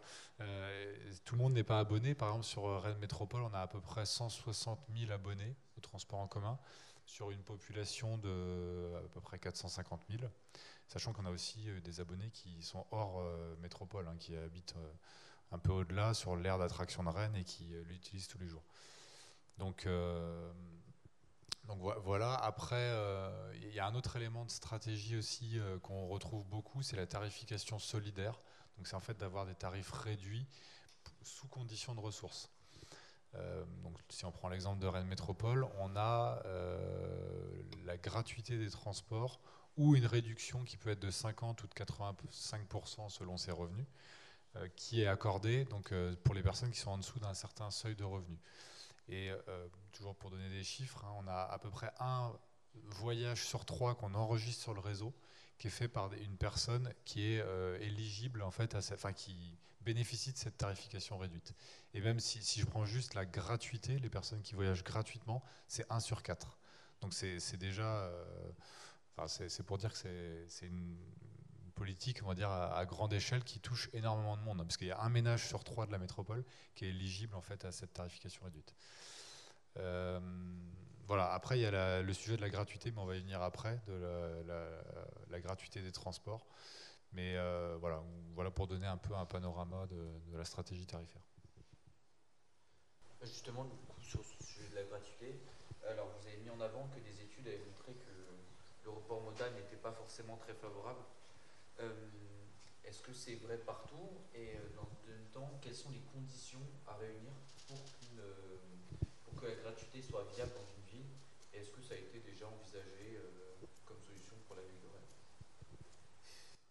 Alors on a la chance d'avoir une Montpelliéraine ou quelqu'un qui connaît bien Montpellier, qui est vraiment la ville, le territoire le plus important en France qui a mis en œuvre la gratuité. Donc Oui, tout à fait, oui, ça a fait beaucoup de bruit, hein, la gratuité à Montpellier. Alors déjà, sur la gratuité, ce que je veux dire, c'est que, en fait, il y a plusieurs types de gratuité. Il y a la gratuité totale, où tout le réseau est gratuit, pour peu importe qui on est. Donc ça, je pense qu'il y a assez peu de réseaux qui font vraiment ça. J'ai un doute sur la ville de Dunkerque. Oui, voilà, Dunkerque, c'est pour tout le monde, hein, même quand on n'est pas... Oui. Voilà. Par rapport à Montpellier, c'est ça, ouais. Oui, non, Dunkerque, Châteauroux, Aubagne, il y a Vitré, pas loin d'ici.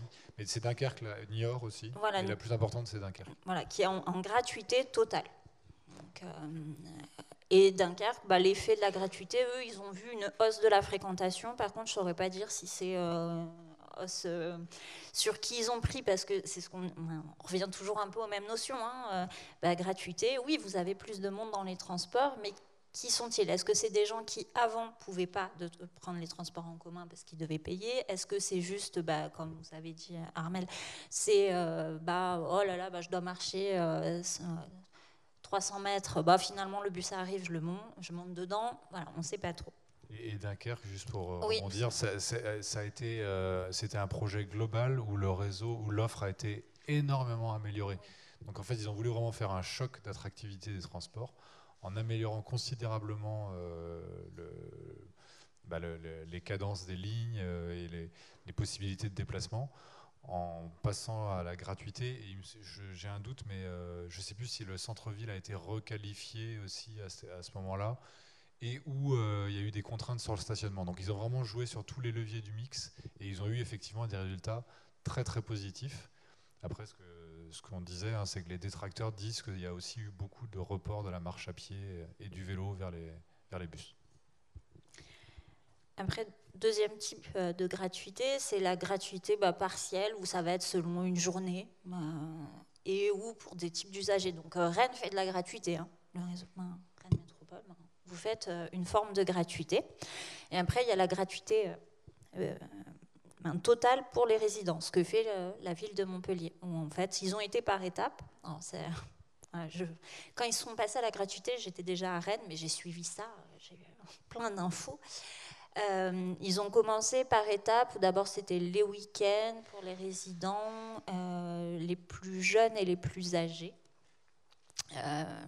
Et après, donc, j'ai même pas noté la date, mais c'est quand il y a un an et demi maintenant, qu'ils sont passés en gratuité pour tous les résidents. Donc, voilà, je peux parler du réseau parce que je l'ai emprunté depuis qu'il est gratuit. Alors moi, j'y ai pas le droit quand je viens parce qu'il faut quand même avoir une carte, hein, pour la gratuité. Ils ont... Montpellier, j'ai envie de dire, en fait, c'était vraiment une promesse de campagne, hein, du maire. Donc, il l'a fait. Il a fait la gratuité et ils ont fait énormément de bruit pour dire qu'ils avaient fait la gratuité. Et énormément de bruit pour dire qu'ils avaient fait la gratuité pour des raisons environnementales. Moi, là, je suis à moitié entre l'économiste et parce que je connais le territoire.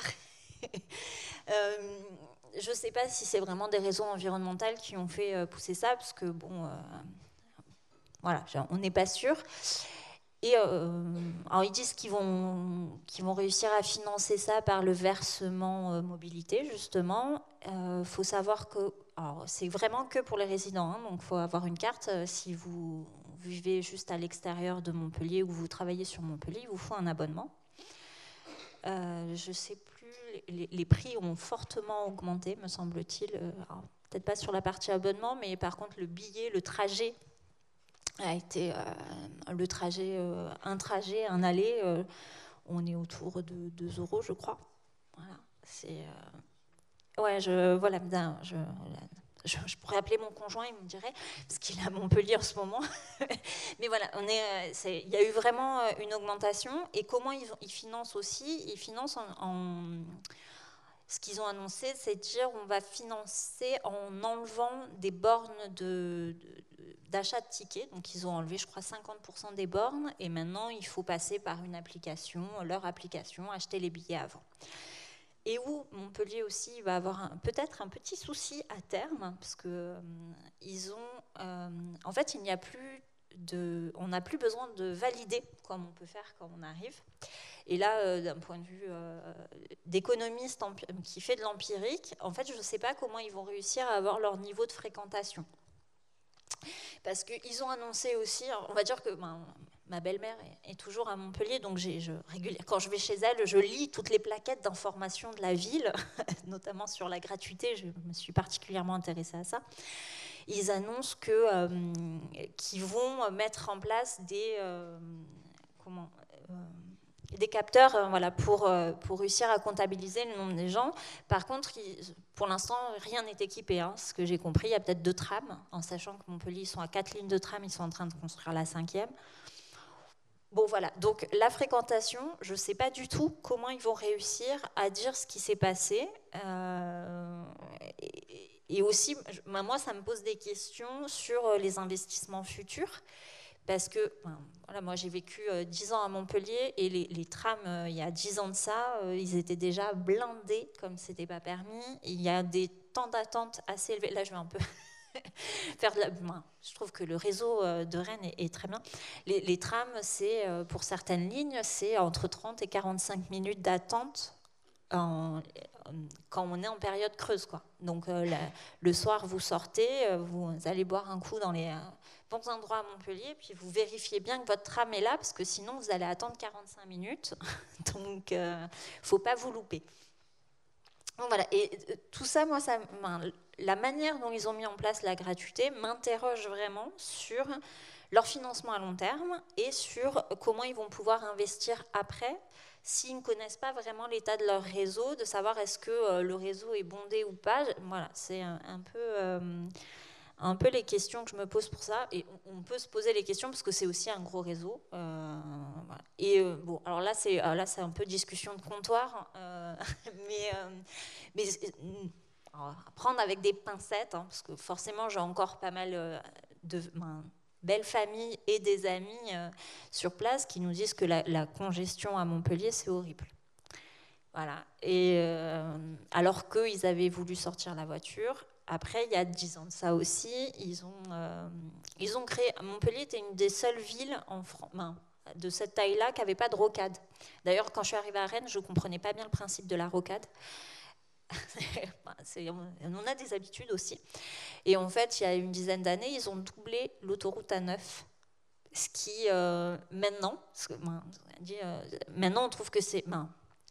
en tant qu'économiste, je trouve que c'est une hérésie d'avoir construit d'avoir osé dédoubler l'A9, donc qui est l'autoroute qui part de Lyon et qui permet d'arriver jusqu'en Espagne. Et en fait, tout traverser, tous les mêmes flux, ils ont doublé pour dire en gros, ceux qui veulent continuer vers l'Espagne, vous continuez tout droit, puis les autres, vous pouvez aller dans Montpellier. Et en fait, très vite, et c'est ce qui sort, ce qu'on sait des études économiques, c'est qu'à partir du moment où vous créez une nouvelle route, au bout d'un certain temps, le niveau de congestion redevient le même, voire est plus élevé qu'auparavant, etc. Et ça n'a pas loupé, même si on ne peut pas vraiment le prouver anecdote où on n'a pas réussi à obtenir les données de trafic par Vinci. Mais bon, ça c'est encore autre chose. En tout cas, voilà, il y a ce système de gratuité, pour revenir au débat, est quand même assez pas problématique, mais pose beaucoup de questions. Et en fait, j'ai un peu à voir, à dire dans 5 ans, peut-être comment vraiment le réseau va évoluer sur Montpellier, qui est un plus gros, et donnera en fait finalement aussi des indications sur la viabilité de ce type de politique ou pas. J'ajouterai un point sur Montpellier, et puis après je reviendrai sur une transposition un peu à Rennes. Il y a un point que moi personnellement, là je parle en mon nom, mais que je trouve terrible dans le choix de Montpellier. C'est ce qui a été évoqué par Maïté, c'est le fait d'avoir choisi la gratuité pour les résidents. Mais vraiment, c'est comment renforcer l'effet de la ville forteresse, parce que Montpellier, comme Rennes, c'est métropole, c'est à peu près 450 000 habitants. Mais l'aire d'attraction de Rennes et de Montpellier, je pense que c'est à peu près pareil, c'est plutôt 800 000 habitants. C'est-à-dire qu'en fait, on a un bassin qui va bien au-delà des frontières administratives de la métropole, de gens qui viennent travailler ou qui viennent régulièrement sur la métropole. Souvent, pas toujours, mais souvent, on constate que les personnes qui s'installent hors de la métropole, c'est parce que le logement est moins cher. D'ailleurs, quand il y a eu la ZFE qui a été mise en place, on voyait en fait aussi que c'était les personnes souvent qui avaient les véhicules, enfin les voitures les moins récentes, et qui donc étaient le plus susceptibles d'être entre guillemets pénalisées par les restrictions liées à la ZFE. Voilà, et donc là en fait maintenant il y a cet effet couperet. Donc si j'habite en dehors de la métropole de Montpellier mais que je dois venir y travailler tous les jours, je continue à payer un abonnement, et en plus il est plus cher. Parce qu'effectivement, comme ils ont asséché tous les financements générés par les résidents, ils ont augmenté, alors soi-disant pour les touristes, certes les touristes vont payer plus cher. Il y en a plein à Montpellier, c'est un fait. Mais c'est pas que les touristes, c'est aussi, j'ai envie de dire, je caricature, mais les gilets jaunes du coin, entre guillemets, qui vont se taper cet abonnement beaucoup plus cher. Donc moi, le choix pour les résidents, je trouve vraiment terrible de ce point de vue-là. Maintenant, si on transpose à Rennes, alors c'est intéressant parce qu'il y a eu récemment une étude assez approfondie sur la gratuité. Je vous en parlais un petit peu, mais pas trop dans le détail parce que ça va être plutôt publié dans les prochains mois. Mais rappelons-nous en fait déjà que les recettes de Rennes Métropole, les ventes de titres, c'est à peu près 50 millions d'euros par an. 50 millions. Le budget de la métropole, tout compris, hein, je ne parle pas de budget de transport, c'est à peu près 1 milliard. Voilà, donc on est déjà à se dire que, et d'ailleurs au sein de ce milliard de budget, les dépenses liées au transport, alors le fonctionnement annuel c'est à peu près 180 millions d'euros. Et puis après il y a tous les investissements liés au trambus, liés au métro, etc. Donc c'est encore plus. Mais donc si on fait la gratuité, donc c'est 50 millions, alors il faut les trouver ailleurs en fait. Alors soit il faut diminuer les dépenses, soit il faut les trouver ailleurs. Concrètement, la métropole n'a pas de solution à proposer, surtout dans un contexte où les dotations de l'État ont plutôt tendance à baisser, donc ils sont plutôt déjà dans une gestion un peu de restriction, pour trouver ces 50 millions ailleurs. Par ailleurs, et la vraie question, c'est ce qu'évoquait Maïté, c'est en fait, si on veut que les gens prennent davantage les transports en commun, ce qui est quand même ce que, entre guillemets, tout le monde souhaite, enfin les transports en commun, les alternatives à la voiture, il faut aller faire des offres crédibles. Tous les gens qui sont dans les bouchons le matin, c'est pas parce qu'on va passer l'abonnement de... alors parce que l'abonnement à Rennes pour un actif, hein, c'est à peu près 50 €. L'employeur prend la moitié, donc c'est 25 €. Il paye 25 € par mois. C'est pas parce qu'on va passer ce tarif-là de 25 à 0 que les gens vont descendre de leur voiture, en fait. S'ils sont dans leur voiture, c'est parce qu'ils mettent 15 minutes en voiture et 1 heure en transport en commun, concrètement. Et donc, ce qu'il faut, c'est de l'offre supplémentaire qui soit compétitive, qui puisse être compétitive avec la voiture. Donc, c'est des dépenses supplémentaires qu'il faut qu'on fasse. Donc, si on se dit que d'un côté, il faut qu'on finance davantage d'offres et que d'un autre côté, on assèche complètement les ressources financières qui viennent permettre au transport de fonctionner, on a un problème. Donc c'est bon. Et alors, ce raisonnement tel que je viens de l'exposer, là, quand on l'expose aux usagers, en général, souvent les gens arrivent en disant « oui, moi je voudrais que ce soit gratuit ». Parce que, bah oui, c'est mieux quand c'est gratuit. Mais en fait, quand on les fait prendre conscience en fait, de ces masses financières, de comment fonctionne le transport, à la fin, en général, ils ne veulent plus la gratuité. Ils veulent plutôt qu'on développe l'offre. Voilà. Et donc, aujourd'hui, sur le réseau, alors il y aura des élections municipales dans moins d'1 an maintenant. Donc ça va certainement être un sujet de débat, comme partout. Mais aujourd'hui, sur Rennes Métropole, par exemple, les écologistes qui étaient quand même plutôt à prôner quand même un peu plus de gratuité sont revenus un peu en arrière. Et donc aujourd'hui, finalement, que ce soit, enfin en tout cas la majorité en place, hein, Nathalie Appéré, enfin les socialistes et les écologistes, ne sont pas, enfin bon, c'est eux qui le diront dans leurs programmes électoraux, mais a priori, ils ne seront pas pour la gratuité à Rennes. C'est pour ça que je disais qu'à Montpellier, c'est vraiment un truc c'était une promesse de campagne, et, parce qu'effectivement, je pense qu'il y a d'autres moyens, en tout cas d'un point de vue environnemental, on sait, voilà, comme l'a dit Armelle, de passer de 25 à 0, ça ne va pas vous faire changer en fait de mode, c'est pas ça, le prix n'est pas assez, ça fait pas assez de différence. Donc c'est pour ça que de prôner que c'est pour d'un point de vue environnemental, c'est un peu dur parce que finalement on crée aussi des inégalités, quoi. Il y a plein de gens qui peuvent continuer à payer les 25 € et qui par conviction vont prendre les transports, voire vont pouvoir payer un peu plus et donc rester sur... moi je suis assez favorable sur la gratuité qui existe à Rennes en fait, où les gens qui n'ont pas les moyens peuvent continuer à se déplacer. Pour les enfants, je trouve ça très bien aussi... parce que justement on se rend compte que dans les habitudes qu'on prend, c'est souvent des choses ancrées quand on est enfant. Quand on a l'habitude de... les études montrent ça, si on a l'habitude de prendre les transports en commun petits, en tant qu'adulte, on continue. C'est voilà, parce qu'on connaît, ça ne nous fait pas peur.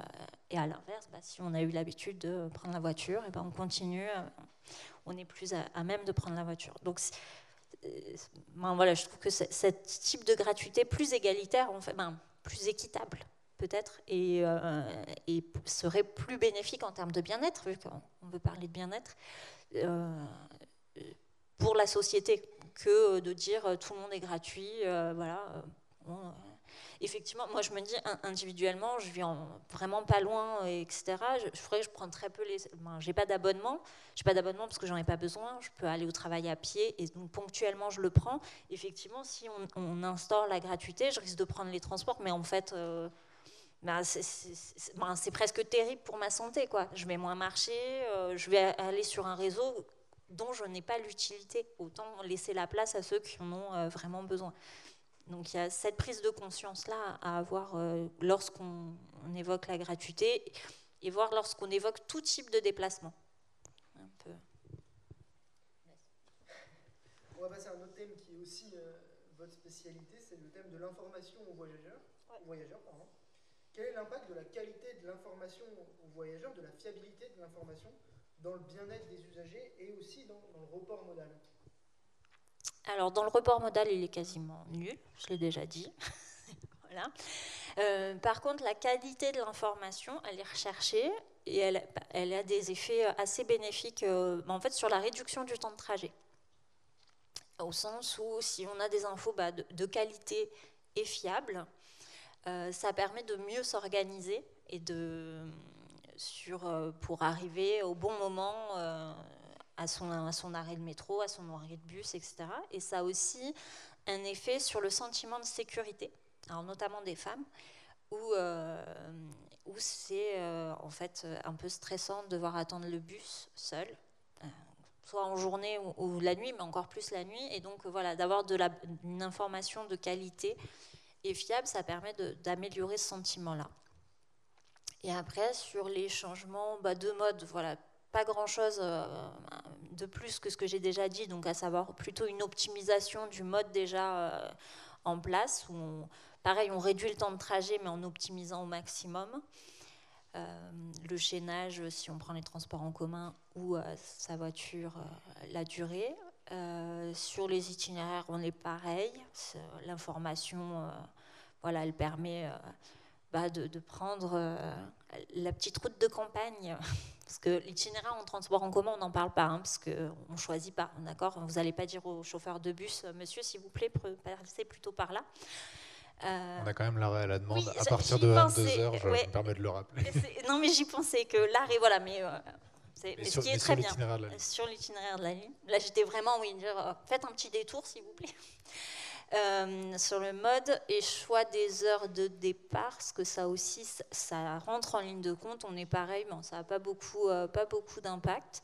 Et globalement, si on est, les femmes sont souvent plus réceptives à l'information que les hommes. Oui, elles écoutent plus. Je sais pas si on peut généraliser ça, mais globalement, elles sont plus aptes à changer, à faire du changement. Mais non, ça pas. Voilà, c'est important que ça. En fait, c'est ça, c'est que c'est important que l'information soit de qualité et fiable.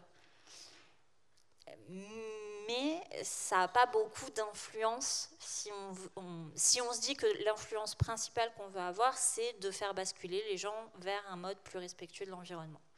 C'est pas ça qui va vraiment jouer. Je ne sais pas si on a le temps de faire quelques questions du public. Si vous avez des questions, n'hésitez pas. Je vais prendre un de vos micros. Ah oui, vas-y. Merci beaucoup pour cette table ronde. J'avais une question. Dans les médias, on voit beaucoup je crois que récemment, il y a eu des chiffres sur le manque à gagner lié à la fraude.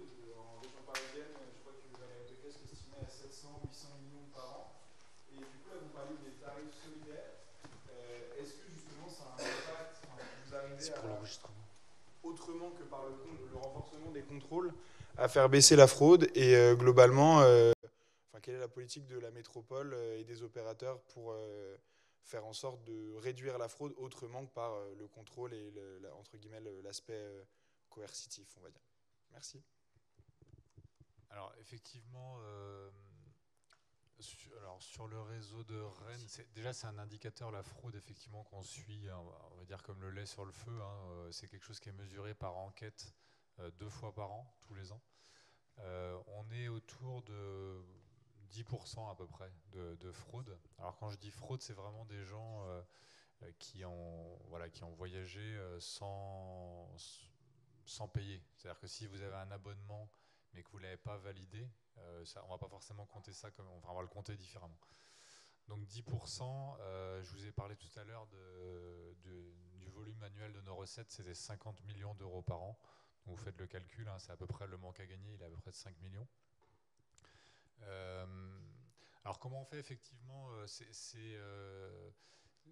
que vous disiez est très juste, c'est-à-dire qu'effectivement le fait d'avoir des tarifications qui soient bien adaptées aux ressources de chacun, c'est vraiment un facteur qui va permettre de limiter la fraude, clairement. Et puis après il y a alors pareil, dans la prévention de la fraude, on va avoir toute la politique de communication. Alors communication sur les bons gestes, le fait de valider quand on rentre dans les transports, communication aussi sur les risques encourus dans le cas où on n'est pas en règle. Ça c'est hyper important en fait, le fait de dire si vous faites choper, vous allez payer tant. Parce que souvent en fait les fraudeurs, ce que les études montrent en fait, c'est que les fraudeurs c'est pas des délinquants sortis de prison, en fait c'est vous, c'est moi. Alors moi quand même pas parce que ça serait mal vu. J'ai pas envie de me faire choper par un contrôleur collègue alors que je serais pas en règle, mais en fait c'est tout le monde. Moi ça m'est arrivé évidemment dans ma vie de frauder parce que tiens j'avais oublié la carte, etc. Alors, et donc voilà, donc l'idée c'est de souvent on se dit ok je prends un risque de temps en me disant j'ai une chance sur temps de me faire contrôler et puis je vais payer tant. Donc c'est vraiment rappeler attention, vous risquez de payer tant si vous êtes en fraude. Donc c'est très important de communiquer autour de ça. Et après, il y a effectivement toute la politique de contrôle, donc là qui va être plutôt répressive, mais qui est quand même assumée par une collectivité comme Rennes Métropole, qui est vraiment une collectivité de gauche, tout ce qu'on veut, mais qui dire finalement le service public de transport, il a un coût, il y a une règle d'usage, il faut la faire respecter. Donc il y a quand même on va dire, nous, en tant qu'opérateurs, on a des objectifs de contrôle quantitatifs très précis à atteindre. Et si on ne les atteint pas, on est pénalisé financièrement par la métropole pour ne pas l'avoir fait. Donc c'est vraiment un indicateur majeur qu'on nous demande de suivre, effectivement. Et on nous demande de lutter de manière très efficace contre la fraude.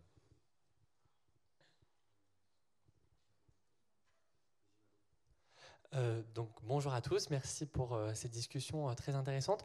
Moi j'avais une question sur plutôt le début de la conférence lorsque vous avez parlé des acteurs qui étaient en place, vous avez parlé des habitants, mais on a parlé rapidement des politiques et des personnes qui étaient à la tête de la ville, donc des élus, mais moi j'avais une question un peu sur leur influence. On sait qu'ils ont une influence considérable sur le choix des infrastructures, par exemple à Rennes sur la ligne B du métro, il me semble que c'est vraiment eux qui ont poussé pour avoir un Cityval pour que ça coûte moins cher par rapport à un Val, avec les contraintes de fiabilité que ça implique. Est-ce que vous, en tant qu'exploitant de réseau, dans quelle mesure vous arrivez à gérer, entre guillemets, l'émission du politique, qui n'est pas forcément professionnel en gestion de réseau, dans votre métier, et vous, madame, en tant qu'économiste, est-ce que vous avez des éléments à nous donner sur le rôle que peuvent jouer les politiques dans à la fois la transformation de la volonté de la population et les biais qu'ils peuvent avoir?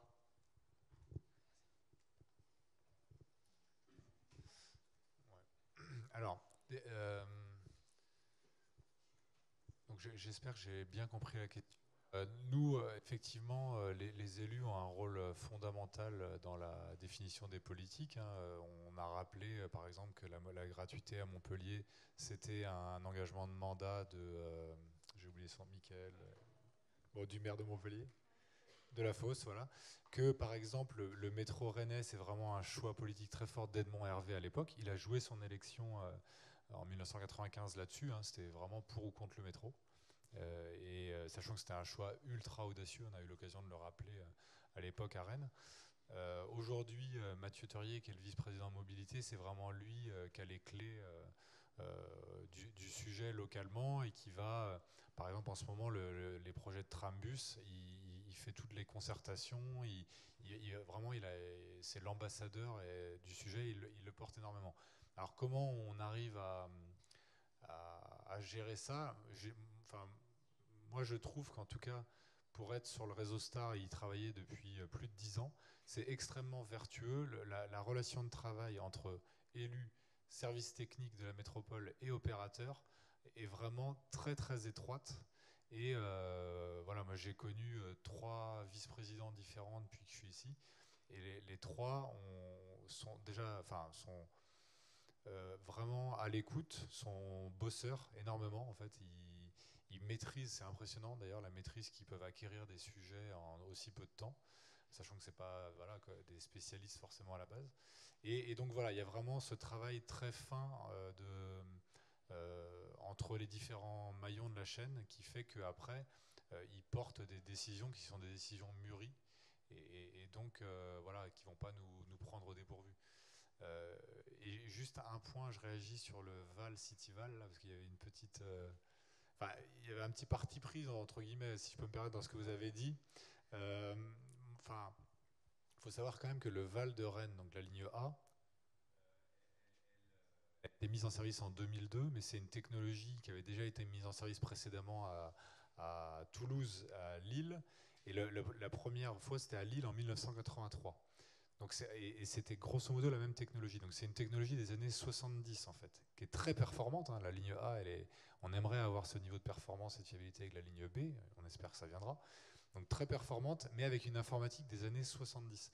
Donc on comprend quand même que pour la ligne B, c'est un autre choix technologique qui a été fait, mais c'est pas Rennes Métropole qui a choisi ça pour que ce soit moins cher. C'est plutôt parce que c'était la nouvelle technologie proposée par Siemens, qui était le fournisseur de la ligne A, qui était un métro extrêmement fiable. Donc c'est pas un choix financier qui a amené à acheter un sous-métro pour la ligne B. Après, il y a des choix qui ont été faits qui sont, dont on peut débattre, certains choix techniques. Mais voilà, en tout cas, c'était pas un raisonnement financier qui a amené à ce choix-là. Pour ma part, en tant qu'économiste, alors je crois que le rôle de l'économiste, il est seulement d'éclairer la décision publique, donc ce qui peut être un peu frustrant, quand la décision publique n'écoute pas. Mais en tout cas, pour moi, c'est le rôle de l'économiste, quoi. C'est de juste donner les éléments et de dire qu'est-ce qui va se passer si on choisit le scénario A, le scénario B, le scénario C. Voilà. Et après, on laisse les décideurs décider. Oui. Et donc moi, j'ai pas, d'un point de vue personnel, j'ai aucune interaction avec des politiques. Après, on sait bien, et c'est peut-être là où ça peut devenir frustrant, c'est que l'homme politique, dont le métier est de faire de la politique, vraiment, il y a des questions de mandat qui vont intervenir, on le sait, ça ne va pas, donc pas forcément sur la même perception. On sait aussi que parfois il peut y avoir des cadeaux. On m'a raconté il n'y a pas longtemps sur une portion d'autoroute, alors je ne saurais plus dire laquelle, c'est dans les années 70, hein, c'est un peu vieux, mais voilà qu'en gros, un ministre a dit, on a demandé à quelqu'un de devenir ministre, il a dit ok, mais par contre tu construis cette portion d'autoroute. La portion d'autoroute a été construite. Ça peut être un peu frustrant,